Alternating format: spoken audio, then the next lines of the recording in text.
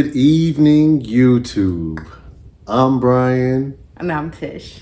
and we are Forever Forever in in a Day. I didn't know we was doing that together, so she snuck that in on me. Today, got a brand new video for you guys talking about Overcoming the hard times in marriage lots of those. and walking in the new after the hard times. Lots of those. Yeah, so But we're still standing. So starting off, we kind of want to talk about how to deal with conflict in general, in all relationships. And this kind of goes in, luckily to the message that our pastor gave today with dealing with relationships and godly relationships and how to cultivate those in a way that will allow you to not only see God in those relationships, but to have relationships around you that, pour back into you as well. Right. So, conflict. How do you deal with conflict? Present day? What? Yeah, present day. Because before I was I'm still non-confrontational. I don't like arguing and things. I don't like to argue, and he know I don't. And if you go back to the video before that, we talk about how we don't argue. So regardless of what his face is, blink twice if you need help. So for me, I prefer to just talk things out. I'm always trying to get to the root of whatever the issue is. Sometimes it takes me a little longer too because I clam up sometimes, but Sometimes. I've gotten a lot better at that. I've gotten a whole lot better at it. Yes. Yes. You don't think so? Tell the truth. So conflict, yeah. The way I deal with conflict, I'm more of a head-on approach. Like, if we're going through something, if I'm going through something with anyone, and it's just I don't know, where it's coming from, I have to hey, what's going on? Let's talk about this. Let's discuss this. I want to get it done now. I want to, whenever we have the conflict, tell me then. Don't wait till 2 weeks from now. Yeah. Tell me right then and there so we can have a conversation and discuss things in a way to where, because what I don't like is something that we've gone through a bit is, something will happen, usually because of me. I'll say something or do something or whatever that will upset her or, not make her feel valued, or it just won't be a good thing for her. But, she's non-confrontational. So instead of confronting me then and there, 3 weeks later, when I'm thinking, oh, things are great, she'll come, hey, so I haven't been happy for about 3 weeks. What? No, please. But like she said, she has gotten a lot better with letting me know in the moment, So it's just, I think one of the best ways to handle conflict in general is to pray about it first. Definitely something that we are working on and working towards, because we as human beings don't generally have a lot of the tools to handle conflict with each other. Yeah. So if you pray about it, take it to God and allow him to put that answer on you, a lot of times you'll get a lot better, response, I would think. Yeah, but a lot of times what I found, even more so lately, God's giving me a response that I didn't really know how to process. And he said today in church too, to be quiet, to don't say anything. Mm-hmm. And that part, because it's I just want to say what I want to say, get it out. And God be like, no, be quiet. But then in my obedience, I see how he works it out in a whole different way. So, yeah. So, which takes us into the next point, which is more personal. What has been the biggest challenge in our marriage so far? You go first. Oh. I'll let you go first. So, and this is a hard topic for me, just because So recently, I lost my mother, very unexpectedly, and it changed me. At some point, I'm going to address it, and I'll probably make a video about it personally and together. But as of right now, it was the most challenging thing in my life, and it affected our marriage. Significantly. Yeah. That's the only word that I have. And even I think, I mean, I would agree with what he said, because I think the one thing that people don't talk about, which we're not going to dive into right now, but they don't tell you how to navigate grief in marriage. And I think Especially grief on that's a whole different level. yeah. And it definitely was that was the biggest challenge. But yeah, it was some changes, and I think not even everybody knows. Because I mean, it wasn't just like that opened the gate to everything else.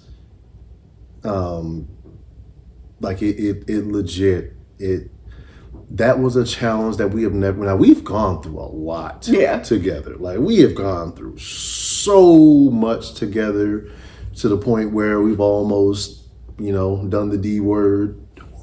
We've almost, like separated. Like we've gone through so much. Yeah. So to see that situation spiral me and then our marriage the way that it did, it was alarming to say the least. But not even, like I said, not even getting into that. 'Cause I'm trying not to cry now, but not even getting into that. Coming out of it this is just recent. Like literally just recently am I starting to come out of it. And that's been in the last month. Yeah, month or so. Something like that. Like a month and a week. Like we literally can count how long it's been.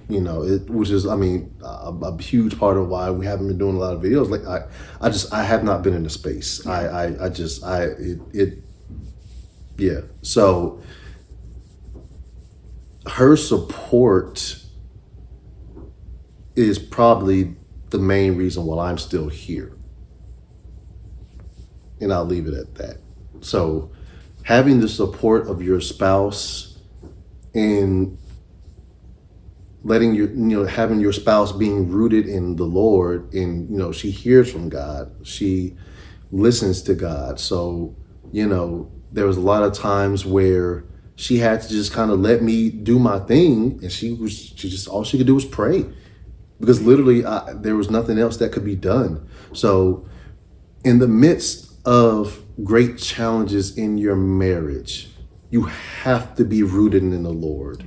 You have to allow God to continue to work not only in your life but in your marriage, because that's literally the only thing that you can do, really. Absolutely. And this is firsthand experience that we give to new recent firsthand experience. Yeah. So I think the thing that I would just say to add in, the obedience is so key, because this new space that we're in now, I strongly believe if I was obedient sooner, like to keep my hands off of it, because God told me early on this wasn't my fight and to take my hands off, and I just kept meddling, kept trying to.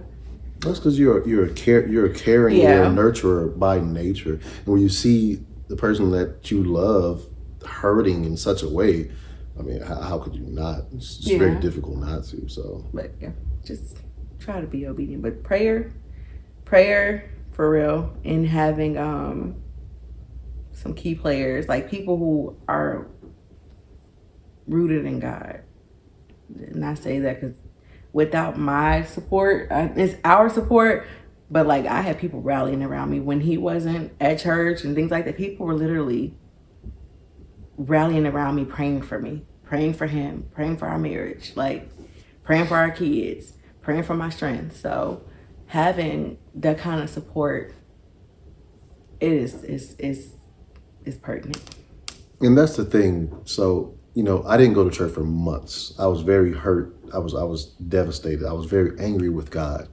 But my church family, our village that we have cultivated and built relationships with, they continued to pray for me. They continued to pray for our family.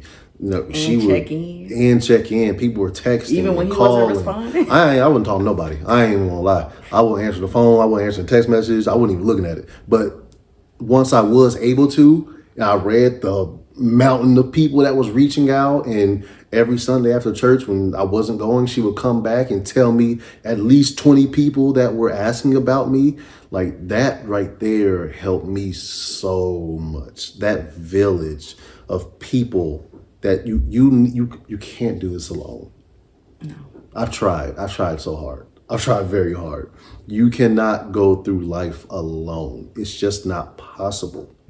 Like, that's what God, that's what he put onto us. That's why that's why he built the church for us. The church is a place for us to cultivate that village, to build those godly relationships that are centered around him. He's the center of that.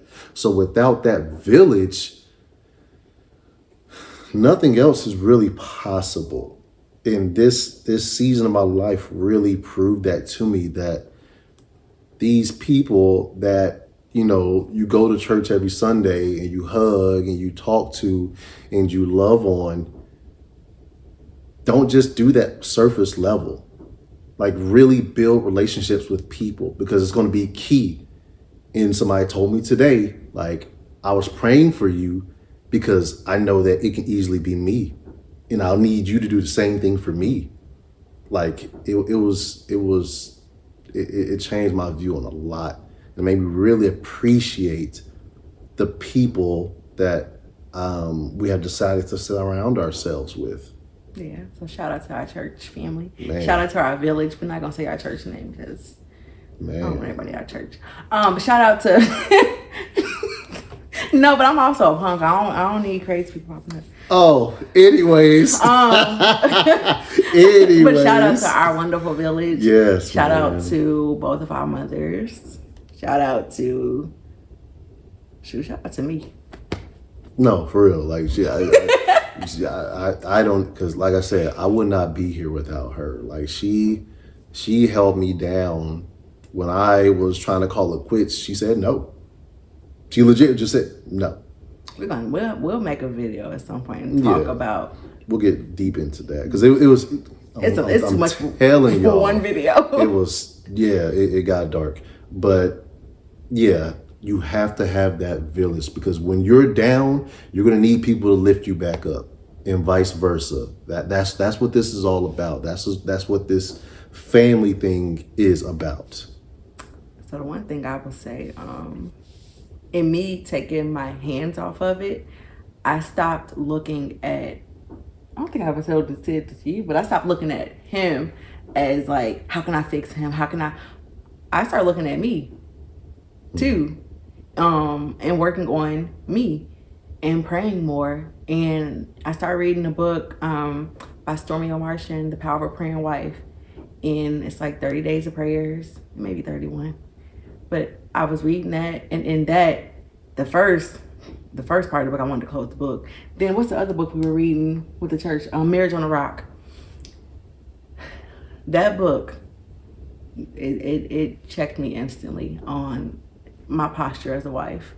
And I also believe that because he pointed out the changes I made, but those changes softened him up too. And then he started to slowly change. I don't even know if you realized it, but I did. I realized when it was happening. I used to be like, all right, God, thank you. I see you. You see me. I see you. We see each other. I got my hands off, I promise.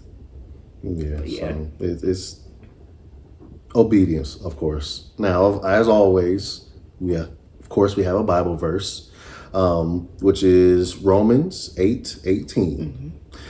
I consider that our present sufferings are not worth comparing with the glory that will be revealed in us. Yeah. What'd that say to you? What'd that say to you? That, I don't know, say it. I like to hear this man of God speak. I just said this recently. You don't know what the end goal is. We have no clue, no idea what God has planned for our lives. So we cannot get caught up on the bad things that happen, the good things that happen, the in-between that happens, because we do not know what's going to come next. So don't allow yourself to get derailed by situations that seem impossible to overcome. Just always know that God will bring you through. He will see you through it all. And this is something I really have to come to terms with. There's a chance you'll never get the answers that you're looking for. There's a chance you'll never know why certain things happen. But faith has to trump that. It has to go above that each and every time. Because if you allow that situation to get above your faith, you drown. That's facts. So. Yeah. Sorry. There's a lot going on in my head, and I'm just, like I said, this is a very recent situation for me. So I just thank God that He saw fit to allow me to even recover this much to where I can even, we can do this together and I can have these conversations, because what people have been telling me for months now is that at some point, this is going to help other people in your life, not in your life, strangers. And I am trying my best to be a willing vessel and allow God to work through me to show people that even in the midst of your worst troubles, keep that faith high. Yeah. Keep believing in God, because it's always going to be worth it in the end. That he has something for you. And there's levels to it. There's steps that you have to hit that He's going to bring you through to get you to the end goal, which for all of us should be just to glorify Him. So I think I would say, if you don't have a marriage mentor, get one. We're fortunate enough to be surrounded by many great married couples. And a marriage ministry. And our marriage ministry is phenomenal. But we when I tell you we have an amazing village, we do. So like she said, find yourself. I mean, it doesn't have to be just one, but attach yourself to people whose marriage you see in is strong, is encouraging. You can see the love between them. You can see that they have God in the middle of it. And, go out to dinner with them, sit down, have coffee with them, call them on the phone. I stay on the phone. Yeah, she does. she 100% does. Just, intertwine your life with theirs so you can absorb a lot of the lessons that they have learned. Because that's like I said, that's that village. And don't look at the age of the marriage. I will say that. Because I have gotten that's very true. Some phenomenal advice. That's very true. From a couple who's only been married for 2 years, and we going on 8 years. Right. So when I tell you, don't look at the age, because wisdom come in different forms. Correct. So that's my little nugget. So yeah, to basically wrap things up, keep your faith high, build that village, because when challenges come in your marriage, you're gonna need it. And don't double back and keep looking at the hard times. No matter what they are, you don't look at something and throw it back in your partner's face. Once you've overcome it and you walking in new, walk forward. Right. And that's something I had to learn. You can't properly heal, can't properly have a whole marriage if you say, I forgive you, but then you just you remember when you acting just like you did back then? You can't do that. You cannot do hurtful. That. It's hurtful, and it's just unproductive. Correct. It's unproductive. So literally make the choice to fully forgive. That's it. That's my last nugget for real. That's it. So yes, That's it. We back, y'all. We are back. Be sure to follow us on Instagram. I don't know what Instagram I don't looks know like. if do we have. I think we have a TikTok. I don't know if we have an Instagram. I have to double check, but I know we have TikTok. Follow us on TikTok. Forever in a Day 15. Follow us here. Subscribe to the channel. Like the video. Share it. Watch the whole thing. Share the video. Watch it again. Take notes. Yes, all that.